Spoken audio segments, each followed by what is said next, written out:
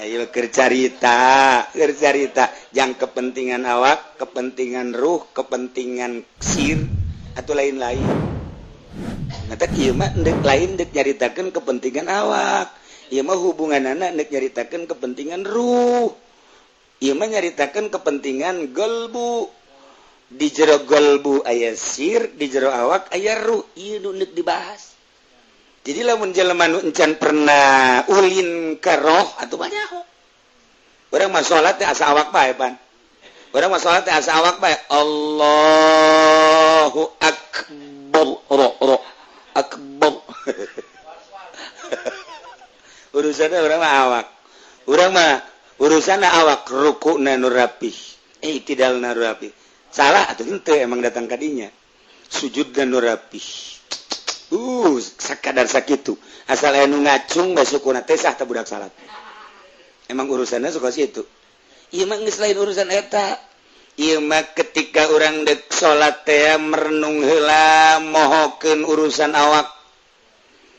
Sebab awak mah boro-boro ku Allah ku urang ge kadeuleu. Ku sakitarna ge kadeuleu, tapi Allah mah pantun neuleukeun awak. Allah mah innallaha la yanzuru ila suwarikum wala ila abnanikum walakin yanzuru ila qulubikum. Allah mandeleukeun kana golb. Isin amat ketika urang ngahareup ka Allah, kemudian hate urang ngalancong ka sisi kaki tah dek nyaritakeun eta. Isin urang teh usolli salat abdi 4 rakaat zuhur karena Allah, pan sia teh karena Allah, tapi kunaon ngalantur hate sia tah dek dibahas eta. Ulah kena ngalantur. Berarti memang salat ku urang dipohokeun heula. Lain awak nurek salat teh. Ieu mah nu deuk salat teh roh. Geus roh urang anu dibersihan ku urang. Dideleukeun ku Allah roh urang teh. Kurang mah teu kadeuleu disebutna lelembutan latifah. Allah Maha Latif ningalikeun kalatifah lelembutan urang. Isin amat ketika Allah nu Maha Latif ndeleukeun kalembutan urang, lelembutan urang ngaco, inget ka mobil, inget ka motor, inget ka jabatan, komo nu hayang nyandung. Ya, isin jasa. Cak Allah tolol goblok. Sia nek salat ka aing ngahareup ka aing kos sia eta ngalancong ka dieu tah dek diurusan eta. Supaya mantep kurang teh tanpa ngaleungitkeun jasad. Jasad kudu diheulakeun geus syariat heula, abeh kadeleuna syariat cek nu neuleu urang nu neuleu teh ka awak urang sesuai jeung Fathul Muin. Sesuai jeung takrib, sesuai jeung riyad, syariat ngaranna. Nah, ketika orang praktek salat eta mah geus jadi jalan kebiasaan, geus teu kudu dihitung-hitung deui, geus teu kudu reken-reken deui. Ku ari mah nu disalatkeun teh iroh. Eta lah nu hese. Supaya roh teh bener-bener ketika Allahu Akbar, Allah Maha Agung. Roh teh roh ngarasakeun kana keagungan Allah. Ngarasakeun keagungan awak mah moal bisa ngarasakeun keagungan Allah. Jeung awak mah ngarasakeun teh di mana dahar jeung sambal lada awak. Di mana ngadahar jeruk amis awak. Di mana-mana aya Omay Rama nyanyi kadenge ceuli awak. Di mana-mana neuleuh urang Lampung nu putih gede adat teh awak. Di mana naik motor endut-endutan awak. Di mana naik mobil awak. Urusanana naik kana kasur awak sama nu ngarasakeun teh awak. Ka Allah mah moal bisaeun awak mah. Sebab sama urusanana urusan zahir moal bisaeun ngandalkeun awak ka Allah. Nu diandalkeun ka Allah ma'ruf. Disebut nage basirah mata hati. Urang peureum engke dititah urang peureum. Urang peureum maksudna meremkeun dunia supaya mata hati neuleuh ka Allah. Urang can belajar, urang peureum mata hati ge peureum. Teu belajar mah kitu bae. Ieu mah supaya mata ieu peureum mata hati beunta ka Allah. Tah kos kitu golbuhu lam yanam wal ainu qad naisat. Golbu Kangjeng Nabi malam yanam teu pernah sare. Sanajan matana nundutan, socana nundutan. Manah Kangjeng Nabi matara kulem tina salilani mangsa. Sanajan bari socana ieu nundutan sebab eta mah sifat kemanusiaan. Nu mantap Kangjeng Nabi mah Kangjeng Nabi sanajan nuju kulem apaleun saha nu aya. Kangjeng Nabi salat di hareup jadi imam di tukang sabara baris jeung saha-sahana nyahoeun. Kos urang bae ku ari sanajan ngaji tetep nyaho di ditu di meja geus aya.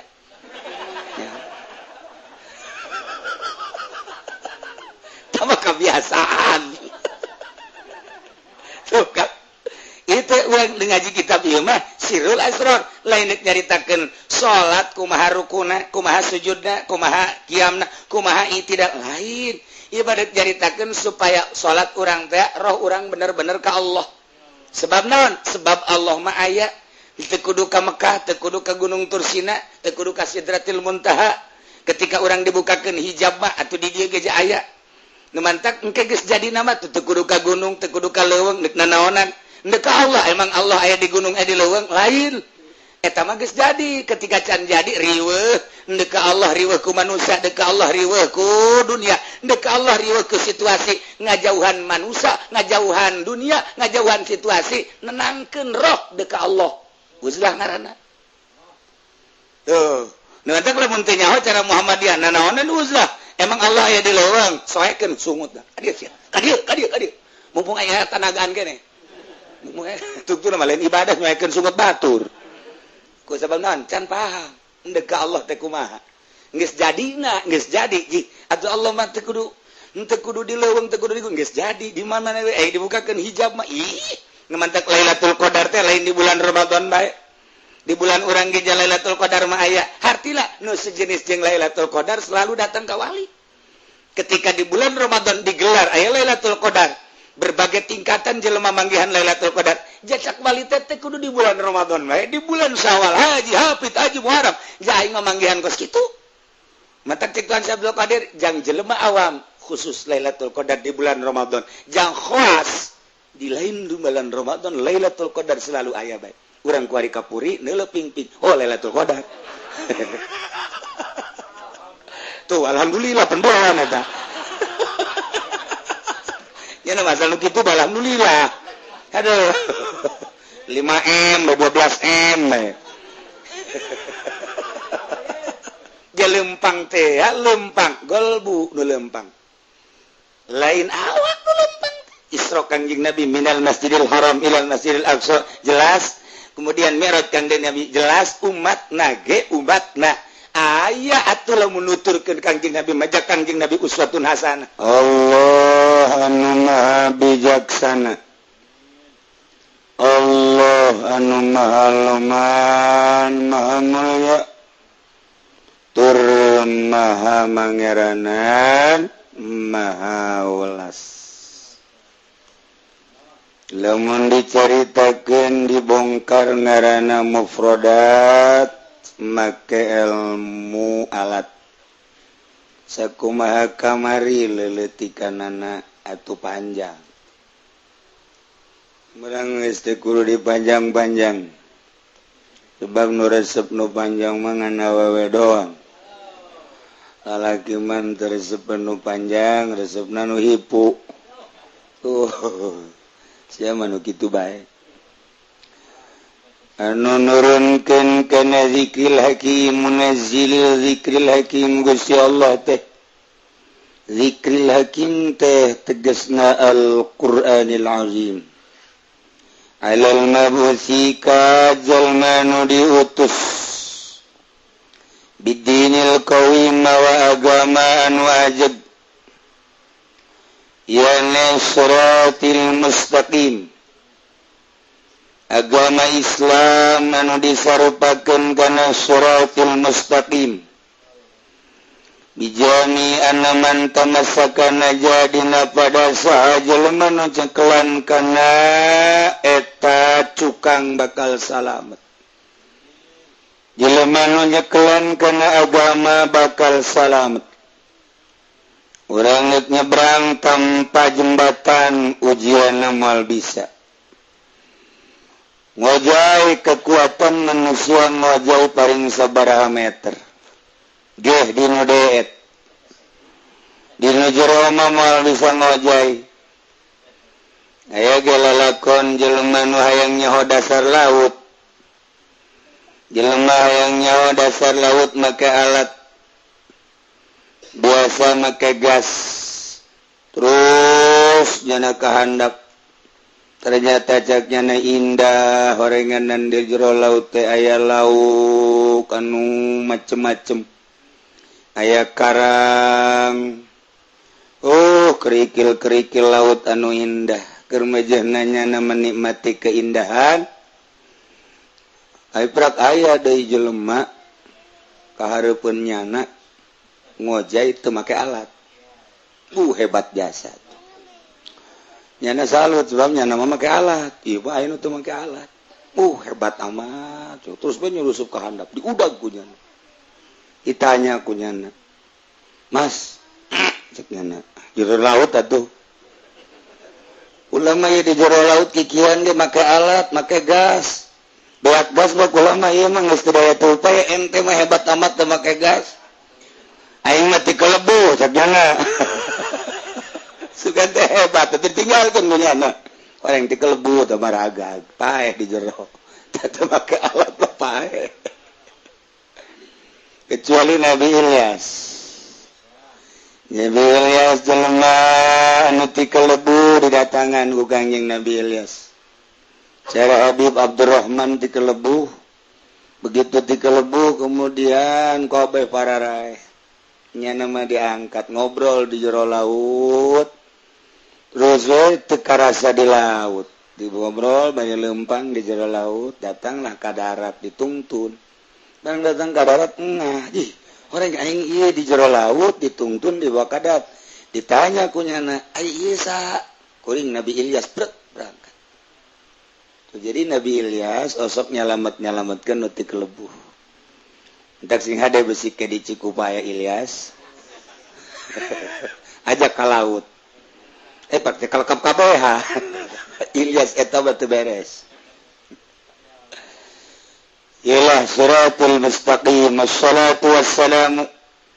rahmat Allah nu dibarengkeun kalawan ngagungkeun salatul makrunatu rahmatul makrunatu bita'zim assalam jeung kasalamatan yana hormat nu bade tetepkeun ka khatamir risalah wal hadi minad dalalah anu nungtungun ka rasulan yana Kangjeng Nabi urang anu nuduhkeun tina kasasaran jeung muga ditetepkeun ka musarrifil mursal ulah rusul mursal bi asrafil kitab kutubi wal kitab sa Muhammadin nyatane Kangjeng Nabi Muhammad sallallahu alaihi wasallam an-nabiyil ummi anu diangkat jadi nabi nu bangsa ummi artina ummi teh tara nulis tara maca sebab lamun nulis dianggap Quran buatanana mun maca dianggap menang nyontek tina bacaan urang mah kuari bisa tenang maca urang mah bisa tenang nulis Kangjeng Nabi mah ummi teu maca teu nulis tetapi langsung ti Gusti Allah nyaho kana naon kitu ngaranna pi nu geus kaliwat dimimiti Allah ngadamel arwah dimimiti alam lahut kemudian ke alam jabarut kemudian ke alam malakut kemudian ke alam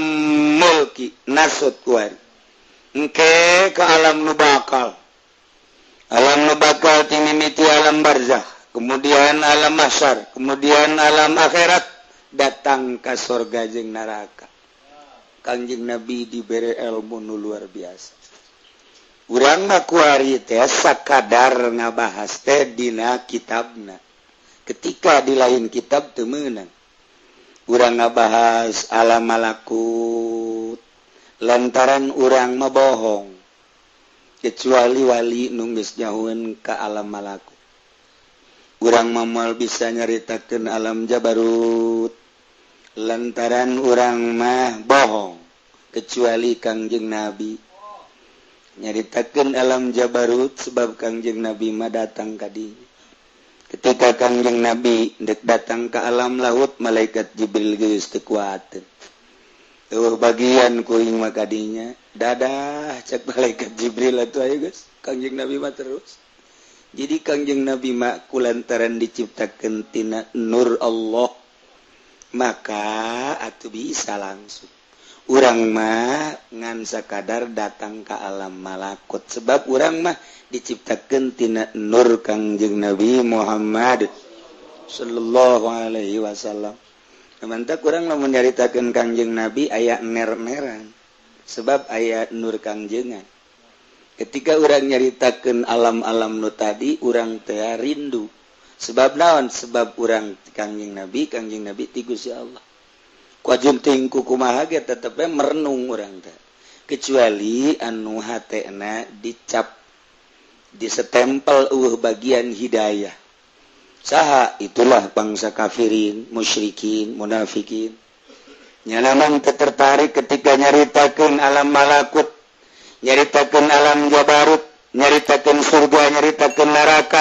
nyaritakeun Kangjeng Nabi nyaritakeun wali nyanaman yang serikeun sebabna hatena geus ditutup urang mah nyongsrong urang ketika nyaritakeun Kangjeng Nabi komo nyaritakeun keanehan-keanehan Kangjeng Nabi ulah nyaritakeun Kangjeng Nabi nyaritakeun sahabat nyaritakeun tabiin nyaritakeun para aulia Allah bae urang asa jadi wali urang nyaritakeun wali asa endek jadi wali uku salat ge henteu ieu teh urang dah asa endek nu mantap aja urang mah wiridan hayang jadi wali hayang jadi wali mah bisa hek bae hayang mah ngan ngahayalkeun jadi wali mah ulah lantaran anu mukakeun sirrun min asrarillah ieu tah sirrul asrar nu mukakeun sirrun min asrarillah yakni makrifat hanya Allah urang ibadah mah ibadah bae ketika ku Allah tadi bukakeun mah tun teu bae sandajan urang ibadah geus pohara jujungkelan tarangna ge geus hidung saparo kos PKSI eta teh dibukakeun mah tun teu bae teu urusan Allah sia ibadah bae ka aing adapun nu bukakeun mah urusan aing atuh ku aing dibukakeun sia nyaho aing ku aing teh tun teu bae sia mah penting ibadah ulah ngahayal-hayal jadi wali ayo bae ibadah sesuai jeung aturan-aturanana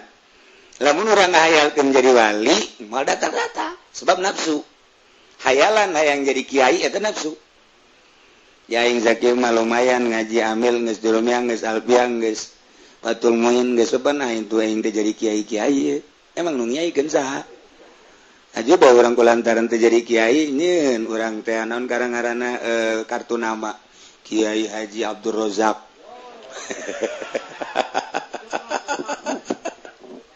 aduh tuh bisa di kartu nama atau kiai mah jatah mah julukan langsung di Gusti Allah bisa ngaji tinggal bisa ngaji tadi kiai kan atau ente baik ku Gusti Allah aya jelema teu ngaji tapi dikiaikeun bohong teh mah tuh da urusan kakiaian baik kumaha Allah atuh komo urusan kawalian cak Allah sia mah ibadah ulah ngahayal jadi wali moal sebab hayalan berarti nafsu hayuh bae geura engke aing nu mukakeunana ja anu naon gitu ngaranna kitu anu ngasupkeun ka alam eta aing tuh nya da ieu Kangjeng Nabi bangsa umi teu maca tara nulis tapi ilmuna wabuh aya di Kangjeng Nabi Al-Arabi Kangjeng Nabi mah lain orang Cikupa orang Arab Kangjeng Nabi lahir di Mekah al-amin anu terpercaya sholawat sinareng salam lain bae ditetepkeun ka Kangjeng Nabi tapi wa ala alihi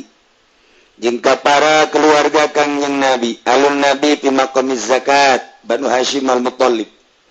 alun Nabi fi maqamid du'a muttaqin alun Nabi fi maqamil madhi ieu mukminin walau asyan mantap urang ge termasuk keluarga Kangjeng Nabi Muhammad sallallahu alaihi wasallam lamun para habaib ngakukeun alun Nabi fi maqamiz zakat Banu Hashim al-Muttalib aya alun Nabi fi maqamid du'a muttaqin alun Nabi anu ulah coba-coba jalma nu takwa di mana nya geus ngangkatkeun leungeun menta ka Allah di mana bae jeung iraha bae cak Allah awas waing dibere di maqamid du'a muttaqin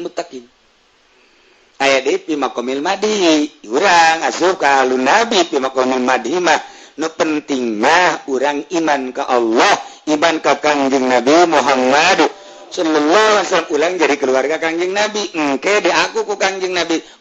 sia aya ngaran aingan di jero hate sia ieu keluarga aing fi maqamil madhi ditungtun ku Kangjeng Nabi dibawa ke surga sebab di jero hate urang aya Allahan aya Kangjeng Nabian ngan begitu di ka surgakeun titip bae ka malaikat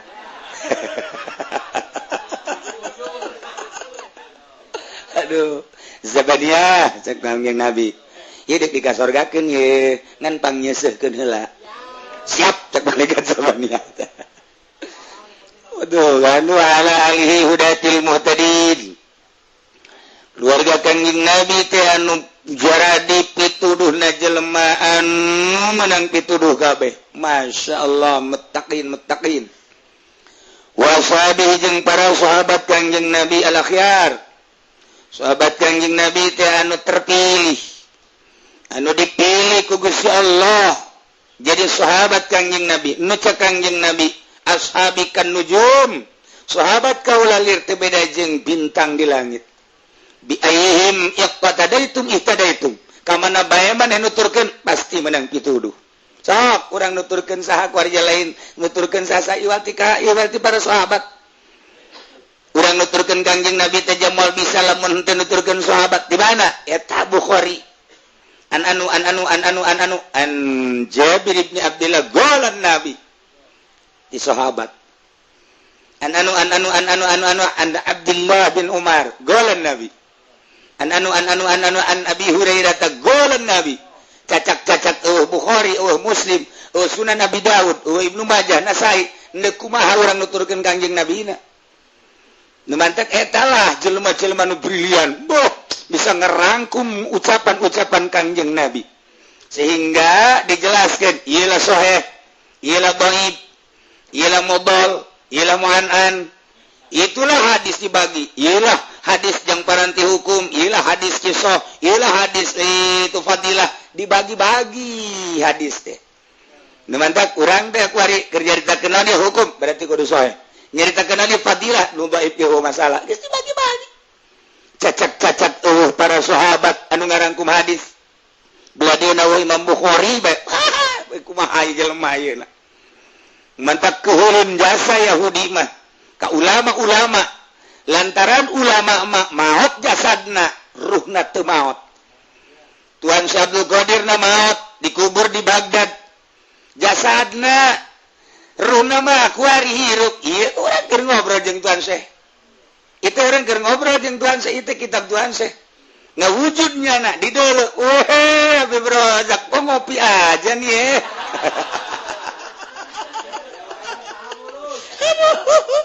di dulu ke Tuhan Syekh emang hal kumaha itu lain tamu kula lain tamu orang di tamu Tuhan Syekh jalamun ngandalkeun urang atuh urang mah sapira urang Tuhan sehnya ngecicing di dia jelema teh santero datang ribuan manusia datang jutaan manusia dan mungkin cerita jutaan atuh aya Tuhan seh lamun ngandalkeun urang naon deuleueun urang Tuhan seh hadir trak nyanding jadi kasurupan nu mantak jelema nek maulidan tapi teu cinta ka Kangjeng Nabi kajunting kieu gede moal dikunjungi jelema nek ngahalan kitu Tuhan Syekh kajunting ku kumaha disadiakeun sagala penyanana teu nyurup ka Tuhan Syekh atuh moal bisa ieu nyurup kudu urang teh nek ngahalan Tuhan Syekh atuh terus we urang teh taqarrub tadarruk ka Gusti Allah saetikna urang ngalap kana naon nu sok diwiridkeun ku manehanana belah dia nak keapikan anak terus ke urang dihaolan nyana nyurup ka urang itu lain tamu urang tamu Tuhan Syekh maot Tuhan Syekh nak tapi rohna mente iya urang kuari teh keur ngaji kitab Tuhan Syekh aya neuleukeun nyana wih ngerokok aja ya waduh batunya gede-gede banget tuh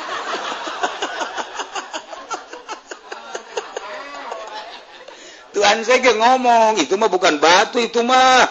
telur soang kali aduh Gusti Allah mantak sih ade urang ngaji ihya urang nak kudu nyurup ka Imam Ghazali kurang dek ngaji pikir itu mantap di ahli sunnah mah kurang dihadiahanlah nek macakan kitab manehanana aing ngandal Quran urang sapira urang bisa bae dibaca tapi keberkahan bisa bae dibaca tapi kok kadengena lain deui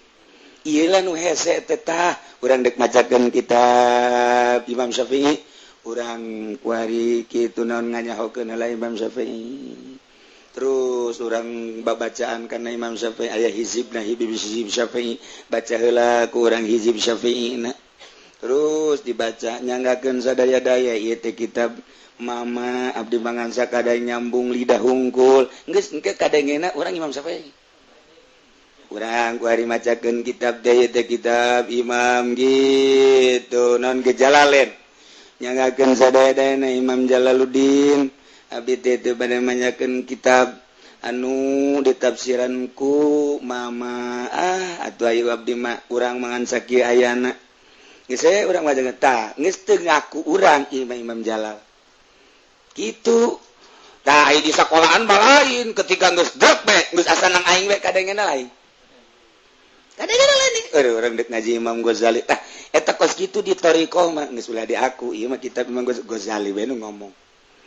iya mah imam teh ini iya mah kitab teh imam kenang gitu ngatuan saya nu ngomong nu kababet teh naon atuh lain nang aing sia kababet ja aing mah nyampeikeun doang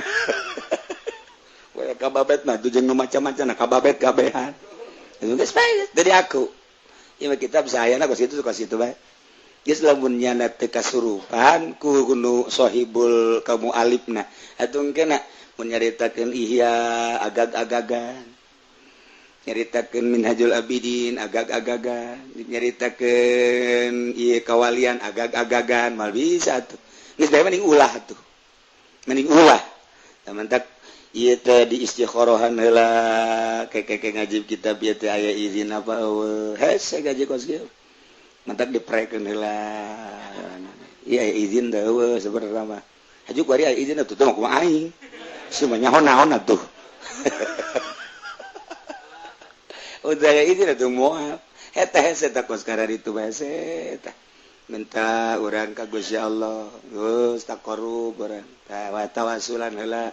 izin apa henteuna nah eta nu hese ketika teu aya izin engke ngajelaskeun moal beres kabelah dituna engkena urang teh ieu teh mun cara katulah mah katulah nah ieu aya persyaratan ngaji kitab ieu mah nu kukula kabari caritakeun aya syaratna ke engke ditulis persyaratan apa masalah kudu ditulis persyaratan aya ditulis persyaratan kos ngaji manakib aya persyaratan kudu boga wudu teh ieu ge aya persyaratan kurang ditulis insyaallah ke kukula we ditulis memang fotokopina we tarima beres lah ya tulisanana teh saliru nang leungeun jeung nang sukupan kebe insyaallah kukula ditulis persyaratan ke fotokopi ngan tetap jual atau dibeli tetap rugi atau jual mah berat betnya ini kaji kitab kawalian bisnis kan ya baik bolon aduh masya Allah ya insya Allah kayak tulis apa naon eta teu meunang sambarang ongkos hikam emang nggak syarat nu mentak teu saeutik hikam diaji di pasar tapi itu berubah hikam di universitas dijelaskan dibahas tapi kok gitu-gitu baik emang eta jelema nu dilaluhur teu ngaraji hikam di NU mah hikam teh diaji di kebon humakeun tapi nu korupsi urang NU atuh naon hartina ngaji hikam naon hartina eta katulah ku hikam bahaya sato ilang ke nyumpahan kanyana ge samaruga kumaha sato ilang mah geus anti ka pamarentah ai praknyana kuari gupak di pamerintahan cak sehat hilang goblok sia ngaji kitab aing ngebahas ya waka diaji ku sia atur renungkeun heula awas sia ku aing disumpahan sia naudzubillah min dzalik engke ka ditu na sieun urang ngaji kitab kos kitu mah sieun teh kumaha sieun teh bisa dicoplokeun hidayah eta ucapan sehat ilah teh mangko masar jeung Imam Ghazali je mantap ieu sing hade ngaji kitab lah cenah itu minggu hareup mah moal ngaji terus sanu ni tahan sia ngaji keur ieu kita udah nyaritakeun nyulusup ka jero hate atuh hese ieu bade nyaritakeun sir dek nyaritakeun ruh dua hese lantaran nu aya dunia jeung eusina ieu mah jeung kepentingan awak kepentingan roh kepentingan golbu sir hubunganna jeung ilmu tuh mantap ilmu tuh menang dijual pakai dunia lantaran dunia mah jeung awak sedangkan ilmu mah asupna kana roh jeung sir mantap lamun aya jelema ceramah jelema ngaji jelema nyieun yayasan tujuanana ngembangkeun ilmu tapi nangan dunia jahanam. Ini kumaha coba yuk. Lah, cenah kiai mah dikitu-kitu. Ih, sia mah geus kitu ka aing bae mah nyalahkeun. Geus balik atuh sia lah. Ati memang kaji kitab kos kitu lho, ndek didengekeun ndek atuh henteu masalah. Geus cenah aing moal ngaji kos kitu ndek ngaji itu bae atuh nu anu tadi bae anu pertama. Jeung nage atuh geus. Ieu ndek ngaji nu bebeneran deuk ka Allah. Ndek ngaji nage deuk bebeneran ka Allah, nu tas ngajina ieu mah teu benang dahar. Kiai mah cenah pugu ngaji kadua gede dahar. Dibalik coba. Oh, itu dahar lagi yang ibadah itu. Haju sukusnya mah haju dikitu-kitu, Pak. Bela diri. Nah, ieu kercarita. Jang kepentingan awak, kepentingan ruh, kepentingan sir atau lain-lain. Ngatak ieu mah endek lain dek nyaritakeun kepentingan awak. Ieu mah hubungan anak nek nyaritakeun kepentingan ruh. Ieu mah nyaritakeun kepentingan golbu. Di jero golbu aya sir, di jero awak aya ruh. Ieu nu nek dibahas. Jadi lamun jelema nu encan pernah ulin ka roh atuh banyak. Urang mah salat teh asa awak bae, Pan. Urang mah salat teh asa awak bae. Allahu akbar. Akbar. Urusanna urang mah awak. Urang mah urusanna awak rukuna nu rapih. Tidalna nu rapih. Salah atuh henteu emang datang ka dinya. Sujudna nu rapih. Sakadar sakitu. Asal aya nu ngacung bae sukuna teh sah teh budak salat. Emang urusanna suka situ. Ieu mah geus lain urusan eta. Ieu mah ketika urang deuk salat teh merenung heula mohokeun urusan awak. Sebab awak mah boro-boro ku Allah ku urang ge kadeuleu ku sakitarna ge kadeuleu tapi Allah mah pantun neulekeun awak Allah mah innallaha la yanzuru ila suwarikum wala ila abnanikum walakin yanzuru ila qulubikum Allah mah neulekeun kana golb isin amat ketika urang ngahareup ka Allah kemudian hate urang ngalancong ka sisi kaki tah deuk nyaritakeun eta isin urang teh usolli salat abdi 4 rakaat zuhur karena Allah pan sia teh karena Allah tapi kunaon ngalantur hate sia tah deuk dibahas eta ulah kena ngalantur berarti memang salat kurang dipohokeun heula lain awak nu rek salat teh ieu mah nu deuk salat teh roh geus roh urang anu dibersihan ku urang didelekeun ku Allah roh urang teh kurang mah teu kadeuleu disebutna lelembutan latifah Allah Maha Latif ningalikeun kalatifah lelembutan urang. Isin amat ketika Allah nu Maha Latif ndeleukeun kalembutan urang, lelembutan urang ngaco, inget ka mobil, inget ka motor, inget ka jabatan, komo nu hayang nyandung. Ya, isin jasa. Cak Allah tolol goblok. Sia nek salat ka aing ngahareup ka aing kos sia eta ngalancong ka dieu tah dek diurusan eta. Supaya mantep urang teh tanpa ngalengitkeun jasad kudu diheulakeun geus syariat heula abeh kadeulina syariat cek nu neuleu urang nu neuleu teh ka awak urang sesuai jeung Fathul Muin sesuai jeung takrib sesuai jeung riyad syariat ngaranna nah ketika urang praktek salat eta mah geus jalan kebiasaan geus teu kudu diitung-itung deui geus teu kudu direken-reken deui kuari mah nu disolatkeun teh iroh eta lah nu hese supaya roh teh benar-benar ketika Allahu Akbar Allah Maha Agung roh teh roh ngarasakeun kana keagungan Allah ngarasakeun keagungan awak mah moal bisa ngarasakeun keagungan Allah jeung awak mah ngarasakeun teh di mana dahar jeung sambal lada awak di mana ngadahar jeruk amis awak di mana-mana aya Oma Irama nyanyi kadenge ceuli awak di mana-mana neuleuh urang Lampung nu putih gede adat teh awak di mana naik motor ndut-ndutan awak di mana naik mobil awak urusan anak naik karena kasur awak sama nu ngarasakeun teh awak ka Allah mah moal bisaeun awak mah sebab sama urusan anak urusan zahir moal bisaeun ngandalkeun awak ka Allah nu diandalkeun ka Allah ma'ruf disebut nage basirah mata hati urang peureum engke dititah urang peureum maksudna meremkeun dunia supaya mata hati neuleuh ka Allah urang can belajar urang peureum mata hati ge peureum teu belajar mah kitu bae ieu mah supaya mata ieu peureum mata hati beunta ka Allah tah kos kitu qalbuhu lam yanam wal ainu qad naisat qalbu Kangjeng Nabi malam yanam teu pernah sare sanajan matana nundutan socana nundutan mana Kangjeng Nabi matara kulem tina salilahnya mangsa sanajan bari socana ieu nundutan sebab eta mah sifat kemanusiaan nu mantap Kangjeng Nabi mah Kangjeng Nabi sanajan nuju kulem apaleun saha nu aya Kangjeng Nabi salat di hareup jadi imam di tukang sabara baris jeung saha-sahana nyahoeun kos urang bae kuari sanajan ngaji tetep nyaho di ditu di meja geus aya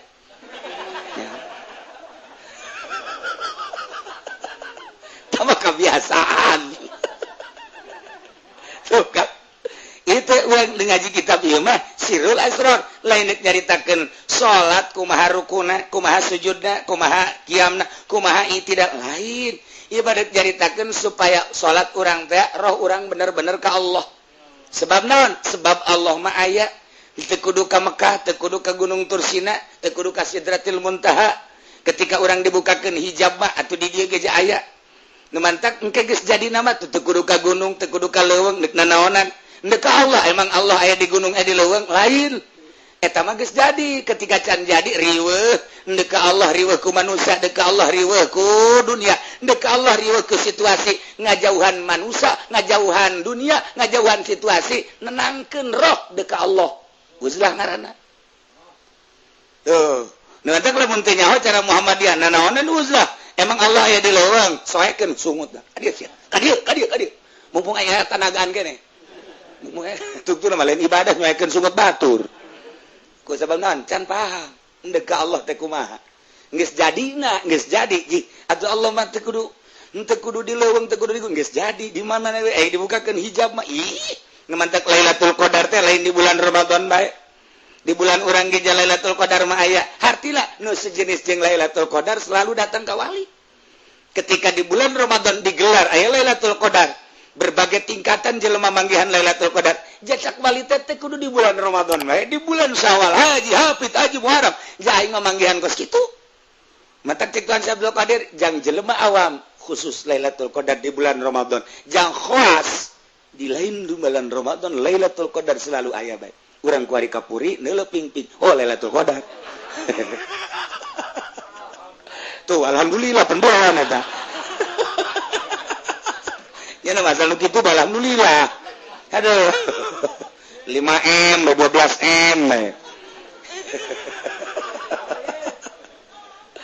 nah ieu mah keur carita alun nabi hudatil muhtadin ashabun nabi al akhyar al muntaqabin lain sambarangan alun nabi anu bisa hadin hudat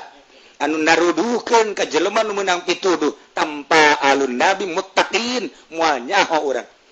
urang moal nyaho ngabahas tentang ruh lamun Tuan Syabdul Qadir nyaritakeun Imam Ghazali nyaritakeun para aulia Allah nyaritakeun anu nyana geus tolong di alam nu eta urang sakadar nyaritakeun ge lamun urang encan datang ka dinya atawa encan ner-neran urang ge agak-agagan baheula henteu nu mantak urang mun nyaritakeun ieu bae nyaritakeun Isra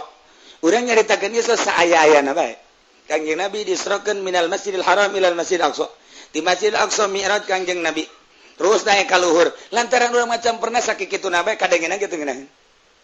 henteu ngeunaheun coba nu nyaritakeun wali nyaritakeun Isra lantaran nyana geus pernah Isra emang Isra jang Kangjeng Nabi unggul atuh lain jang Kangjeng Nabi Isra mi'raj teh akan eta teh dikugusi Allah diisrokeun di mi'rajkeun sedengkeun Kangjeng Nabi teh pan uswatun hasanah atuh lamun uswatun hasanah liman kana yarjullaha wal yaumil akhir atuh urang ge mantak naon nurutan Kangjeng Nabi Isra di mana di kontrakan ka kontrakan tuh sia mah kitu bae pugu turutan kumaha ieu Isra Kangjeng Nabi loba jelema nu Isra mun ditanyakeun saha kiai mana nu atuh aya biasa Isra dia lempang teh lempang golbu nu lempang lain awak nu lempang Isra Kangjeng Nabi minal Masjidil Haram ilal Masjidil Aqsa jelas kemudian Mi'raj Kangjeng Nabi jelas umat nage umatna aya atuh lamun nuturkeun Kangjeng Nabi majak Kangjeng Nabi uswatun hasanah cuman kaditu nage dijelaskeun nya wa ma utitum minal ilmi illa qalila nu dibere ilmu teh saeutik jadi sakabupaten Tangerang paling hiji sakabupaten Serang boh aya boh eueuh sakabupaten Pandeglang boh aya boh eueuh ke Bandung boh aya boh eueuh ieu lah wa ma utitum minal ilmi illa qalila ngan aya jelema nu Isra biasa Mi'raj biasa tergantung nyanam pangkat datang ke mana lamun uas kurni ku Kangjeng Nabi katingali keur ayun-ayunan di Sidratil Muntaha apa eta Mi'raj berarti Kangjeng Nabi nanya ke malaikat Jibril mana hadza ya Jibril hadza min ummatika ismu uas kurni masyaallah cak Kangjeng Nabi menyana mah ayun-ayunan di hadapan Sidratil Muntaha coba di hadapan aras gitu nyana mah ayun-ayunan di hadapan aras pan kipoda 5 dipuri kok Abu Brozak pada itu di Cikupatenan karena tadi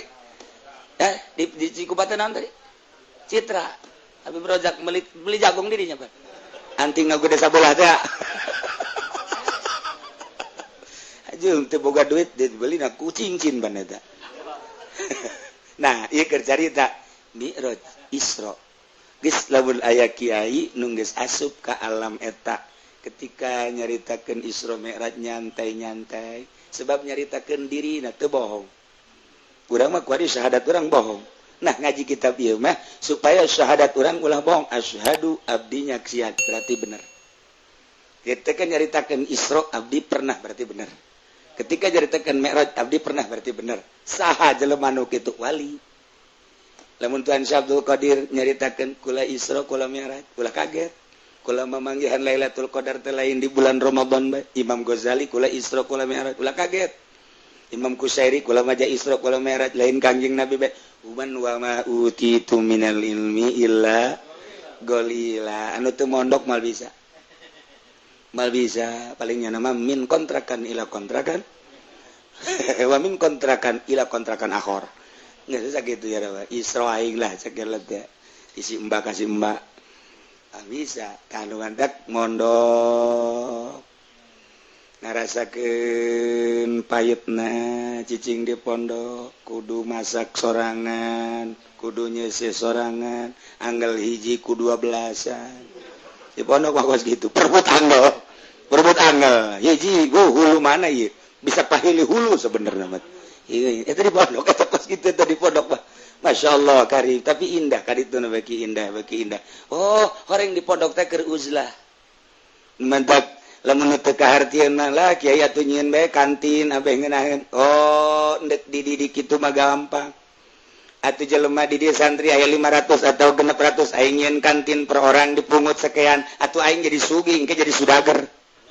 atuh babari teman kos kitu mah lain deuk eta kecil teman urutan pesantren modern tuh kecil jasa nyen warung atau aing mah ngawarung anu biasana rokok hargana 100 tingkatkeun ku aing 300 mau tidak mau sia kudu beli di dinya bae teu meunang keluar dengan bebeja ke batur mah ke besi ulin besi naon bohong kadik pugunya nana bisnis nikel bohong babari nu kos kitu tapi lain eta nu dimaksud ieu budak teh lain sakadar ngaji kena bisa maca kitab tetapi kena ngarasakeun hasil ngaji prihatin cek Imam cek Tuan Syabdul Qadir orok sasapihan ketika disusuan terus lumpat poho ka indungna tinggalkeun ku indungna nyana sebeuh keneh moal cerik ketika geus lapar neangan emma ka mana neangan unggal kamar eueuh emma neangan henteu bisa disapi ku batur emma emang ngandek nyusuh mana eueuh cerik cari kokosera di ais ku sahabat ge moal bisa sebabna hayang nyusuk nah ketika ayat Allah nyana nyambung jeung emak sebabna lapar prihatin hazina urang ge mobil aya motor aya dahar ngeuna moal Allah-Allahan nah ketika dek masak beas dek balanja duit lempang rada nyeri suku kakarak Allah tuh cek Allah aing ngeunaheun ngadengen suara sia tuh kamari mah keur aya mobil aya motor tuh Allahan sia percis budak leutik ketika nyerah lapar beangan indung mak kata tanggana terus mak mana terus bae diasuh ku sasatu bisa tetep mak-makan bae na ieu ge urang moal aya nabi dibere wahyu keur di luhur kasur moal aya wali dibere mukjizat karomat keur aya keur sesenangan moal aya di luhur spring bed datang ka rumah budak moal aya mantak merihatinkeun diri loba bae makanan loba bae dahareun tetapi diprihatinkeun ku dirina engke geus garasa prihatin ngeunah jasa mun sareti peuting lantaran make AC aya make kipas aya kasur berlapis-lapis atuh moal datang ka rumah nu kos kitu tetapi nyana indit tidinya lain ninggalkeun eta ninggalkeun menikmati eta jeung teuing kasur aya teu dipake jeung teuing kipas aya jeung AC teu dipake jeung teuing fasilitas aya teu dipake endahan diuk bae nanaonan mun ku urang ditanya heuy kasur aya spring bed aya ieu selimut aya kok teu dipake deuk ka Allah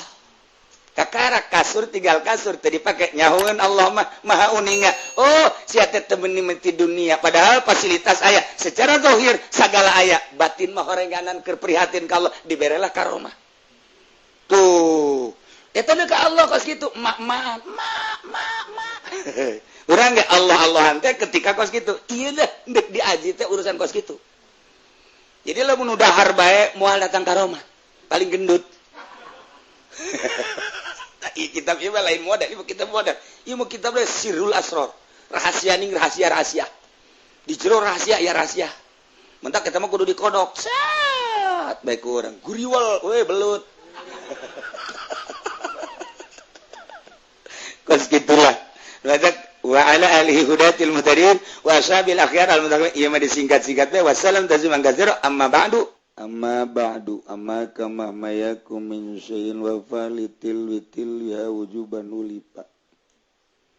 ba'du ay ba'dal mazkur minal basmalah walhamdulillah wassalatu wassalamu ala man dzukir dibuang mamayakum min syai'in dan dina tempatna amma sama gaganti tina mamayakum min syai'in kos gitulah aturan ilmu nahwu ba'du dibuang mudhof ilaihna wajib dimamnikeun kana dhammah qablu ka gairu ba'du asbawalu wadun wajatu adun wa ngaji budak leutik kos gitu la orok tawa gaji kos gitu sababadu setiap kangjeng nyarios lalu dipisah make amma ba'du mantaku urang guari diturutan maka amma ba'du macana lamun nurutkeun ceuk ahli nahwu ulama ba'd lain Quran ieu mah keur carita nahwu alpiyah ngajelaskeun domahkeun sok aya anu ceramah make amma ba'd teu bagus amma ba'du lamun maca Quran gagarak mim ba'd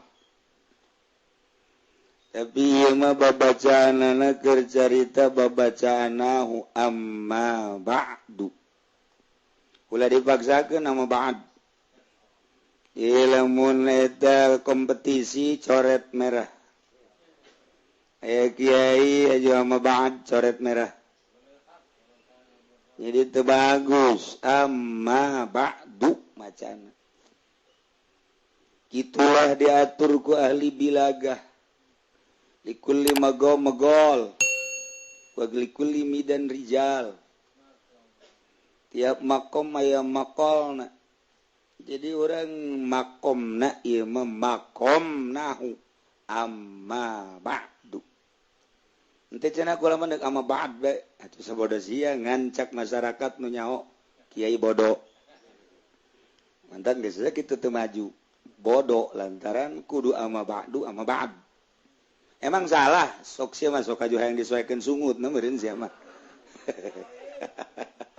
padahal likul maqam magol salaman dengan kurang pas jadi intinya grup lamun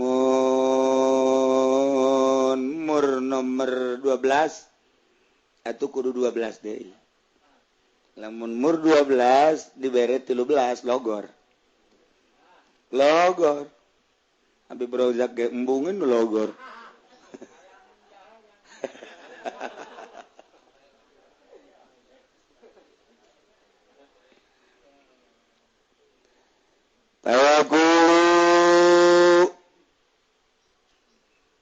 apaan didinya teh wajib guru ditendenan Pak litil wujuban uli Pak lamun teu aya apaan berarti salah sana salah neraka jahanam boleh budak lain ieu mah lain urusan neraka ieu mah mata turika udamaiban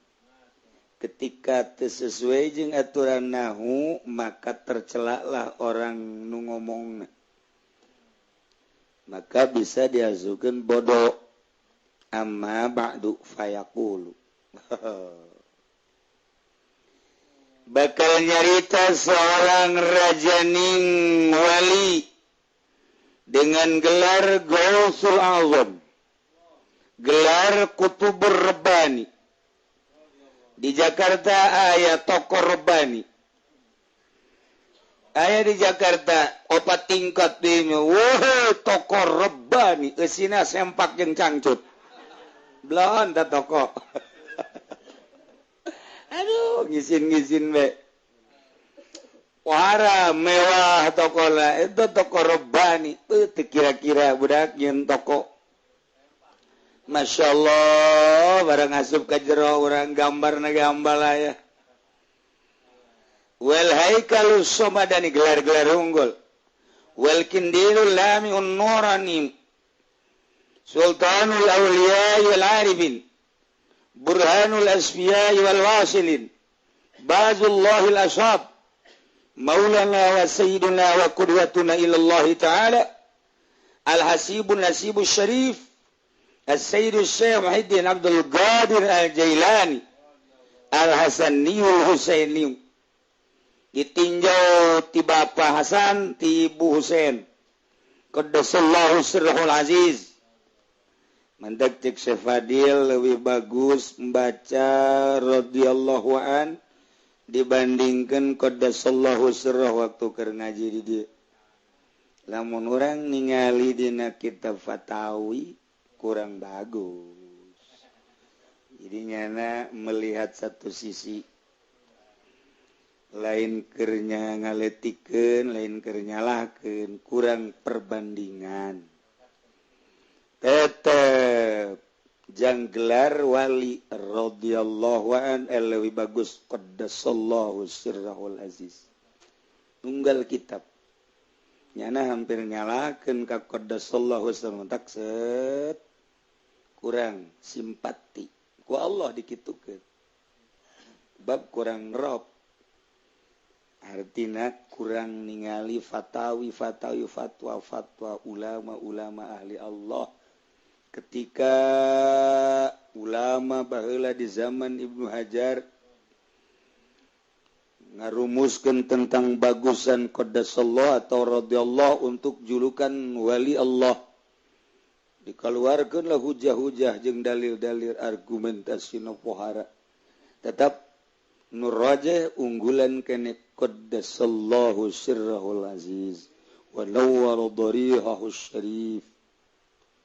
dasan mantak ti baheula qaddasa geri geus didiskusikeun baheula kula inget bae ketika nyana ka dieu nyana nyarita lebih bagus radhiyallahu an oh cekula ieu kurang pati luak lieu eueuh masalah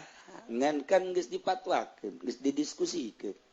lain sepangkat urang nu ngadiskusikeun sepangkat Ibnu Hajar Imam Romli jelema nu teu nyahoun kana hulu peda teu nyahoun ka jengkol urang mun ngomongna jorok babi brozak mah teu percaya urang sebab naon atuh keur ngaji ge ngopi terus panjenengan ayo nu ngomongna ahli Allah teh salah radhiyallahu anhu gengan dibandingkeun sebab ahli Allah ieu mah ahli batin geus qaddasallahu sirrahul aziz cenah kan sahabat kunaon teu qaddasa sahabat leuwih qaddasa ngan nyana nu ditembongkeunana syariat gelar ulama radhiyallahu anhu gelar kitu ulama Amiril Mukminin Khalifah Amiril Mukminin radhiyallahu sebab nu dijalankeun secara zahir syariat ketika nu dijalankeunna batin qaddasallahu sirrahul aziz atawa quddisa sirruh lain cakula Ibnu Hajar geus ngajelaskeun dina fatawina tinggal dituturkeun bae da cenah ku halaman deuk radhiyallahu anhu tuh kumaha sia bae bejaan ongkoh sia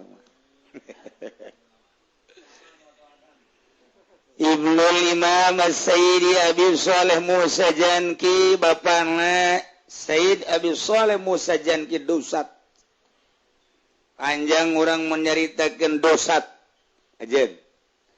Ibnul Imam Sayyid Abdullah Ibnul Imam Sayyid Yahya Zahid Ibnul Imam Sayyid Muhammad Ibnul Imam Sayyid Dawud Ibnul Imam Sayyid Musa Ibnul Imam Sayyid Abdullah Ibnul Imam Sayyid Musa Al-Jun Ibnul Imam Sayyid Abdullah Al-Mahdi Ibnul Imam Sayyid Al-Hasan Al-Musanna Ibnul Imam Al-Hammam Sayyid Al-Hasan Al-Sibti Ibnul Sayyidina wa Maulana Amiril Mu'minin Abil Hasanain Al-Imam Sayyidina Ali bin Abi Talib radhiyallahu anhum ajma'in etalah Tuan Syekh Abdul Qadir ditinjau tina turunan min jihatil ab wahara jadi itu orang paingan jadi wali orang binna heula deuleu mentak lamun aya jelema jadi kiai ke binna bin saha mentak lamun aya jelema jadi bupati binna bin saha mentak lamun aya jelema jadi copet binna bin saha sarua satu bina horenganan dia mah bin cinglu tuh majana sakitu mah tuh bin kanjing boga minantu Amiril Mukminin Sidina Ali teh boga anak Sidina Hasan boga anak Sayyid Hasan Al-Musanna boga anak de Sayyid Abdullah Al-Mahdi boga anak de Sayyidina Musa Sayyid Musa Al-Jun boga anak Sayyid Abdullah boga anak Sayyid Musa boga anak Sayyid Daud boga anak Sayyid Muhammad boga anak Sayyid Yahya Zahid boga anak Sayyid Abdullah boga anak Sayyid Abi Shalih Musa Janki boga anak Sayyidina Sayyid Syekh Muhyiddin Abdul Qadir Al-Jailan Jailan eta jajahan Iran jadi orang Persia Iran mantap dibawa Jailani na kuarik mautna di Baghdad jadinya nama masantren datang ke tebalik deui urang masa minggu sakali balik geus ngancem bae ka kolot awas ya saminggu ieu teu dikiriman awas kolot diancem ku anak blon ieu teh balik deui langsung Baghdad masyaallah mantap jelana dibawa baheula antara Iran jeung Baghdad eta ngahiji terus pisah jadi dua Irak jeung Iran sarua itu sajajahan kemudian dibagi dua. Nah, kebenaran jalan masuk perbatasan antara Irak Iran. Didinyalah lahir Tuan Syekh Abdul Qadir. anunya nama mejena kerulin letik ngadenge suara ya mubarak pagetnya nyana keur leutik sekitar umuran 5 tahun genep tahun aya suara tepuguh timbana ya mubarak mubarak kaget jana lompat ka imah kaget suara ya mubarak lompat ku saking sieun-sieunan naik ka paranya naik ka para barang di para blok para muka rarasaannya kadelelah jelema keur wukuf di padang Arafah umur genep tahun geus bisa dedelean gitu mata urang mah dedelean teh kuntilanak pocong urang mah ieu mah dulu blak geus dibukakeun hijab ku Allah bisa neuleun keur wukuf di padang Arafah kagetnya langsung turun bebeja ka emakna mak aya naon mari wes kan di ais ku emakna aya naon cing aya naon tadi ngadenge suara ya mubarak kaget emakna ulah terus kaget sieun lompat terus ka imah naik ka para ningali nu keur wukuf di padang Arafah diusap ku mana geus ulah loba omong cek kumaha geus aya pirasat makna ge bahwa ieu budak teh lain sambarangan urang ge nu jadi kolot teh ka anak lain-lain pirasat kamari anu bebeja ka dieu aduh kiai cenah aya lain deui pirasat teh anak ieu kunaon duit kula leungitan bae si pirasat lain deui cenah minta cai bae cenah kiai dibere cai sugan meureun urang baheula kitu kanu kolot heueuh cek cenah atuh sarua tah mah buah ragag moal jauh ti tangkalna uyah moal tees kaluhur sok inget ka ieu we dongeng teh aya jelema jadi kuncen kuburan kuncen dijarahkeun sugih nya ipang sugihna di lembur eta gara-gara nguncenan akhirnya nyana boga anak hiji-hijina dede jeung nya aduh nyana nganasehatan ka anak belajarnya ke ku abah dianterkeun ulah cara abah jadi kuncen ulahnya anak masing pinter ngajahan ngaji jadi ulah jadi kuncen cara abah geus bae abah mah geus nasib meureun mohon atuh bah cek akhirnya langsung dianterkeun baheula mah tuh naik begal himar dianter ke pesantren geus bae bapana mah balik deui pesantren di pesantren teh sok kitu jauhna babekelan segala loba teu betah nyana pindah tanpa bebeja deui ka bapana lah pindahlah cek nyana pindah ringkid deui pindah deui ka pesantren sejen ngan pas tengah-tengah antara pesantren nukunyana dipindahan jeung nu dipindahan begalna pae begal bae aduh jeung nyana ieu kendaraan hok jasa aduh ti jauh ka dieu ka ditu begal diurusan guna lah dikubur bae lah cek nyana dikubur ta begal sisi jalan kubur nyana kieu bae merenung nyana teh merenung aing leumpang begal eueuh sapoe 2 poe 3 poe di dinya merenungkeun begal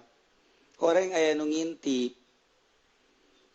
ngintip nyana merenung gitu teh datang ka dinya ditanya ceng kunaon cicing di dinya aduh cenah ieu sanaon ieu kuburan sa kuburan nu soleh saknya teh lah kuburan keur dijarahan we milu atuh kula jarah milu nya dinya dipangjarakeun takunyana terus eta bebeja pang euy aya nu soleh saknya di ditu anyar jelemana ge teu ka mana-mana muridna meureun saknya ieu urang zarah ti mimiti urang dinya terus pedagang pejabat zarah nyana nu ngazarah-zarahkeunan rame atuh sugih nyana ngazarah-zarahkeun jadi pangsugina di lembur eta kuari kasrod nusok zarah ka kuburan nusok dizarah-zarahkeun ku bapana teh pindah ka dinya zarahna cak bapana sial amat ieu kuburan anyar persaingan ketat ya kos di DPR begitu akhirnya bapana lantaran aset rada kurang ya kurang geus leuwih ti 50% ya kurang cobalah cek jana aing ningali ka kuburan itu aing zarah lah ka ditu katariknya ge zarah ka ditu oh jauh atuh barang zarah kaget kuncena anakna ih beja anak aing nya kana teh aju pelukan ngobrol ceng siapan gua abah di pesantren keun mah ayo kunaon atuh jadi kuncen ieu geus pang tahun-tahun abah mah ngarep-ngarep sia balik jadi kiai geus kieu meureun nasibna bah ceuk nya teh lain kitu helanan kumaha lalakonna kula teu betah bah di dinya jeung kula pindah harita bangsa 7 tahun ka tukang kan atau 10 heeh jeung kula terus pindah begal tengah jalan bae aju dikubur ku kula ieu jadi ieu kuburan begal nu ti abah teh mbah jadi ramenya begal ge nya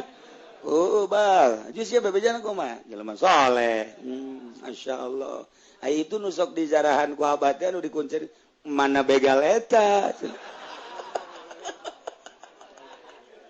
sial horeganan sarua kuburan begal ge be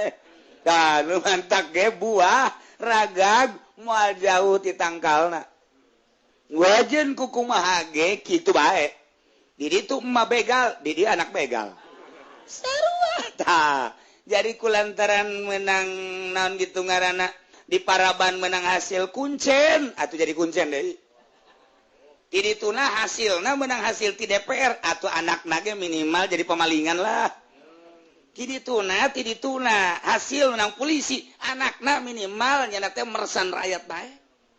atuh kumaha ti dituna polisi deui abri deui emang karar itu atawa sanajan teu akur tipe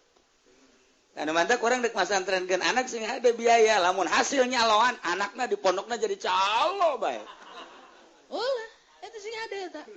nah ieu sing ada tah ieu urang teh barang dahar cak ki soleh teh mah jaki soleh atuh cenah kula mah atuh jang menang berkat ya alhamdulillah anakna kuari ngariung bae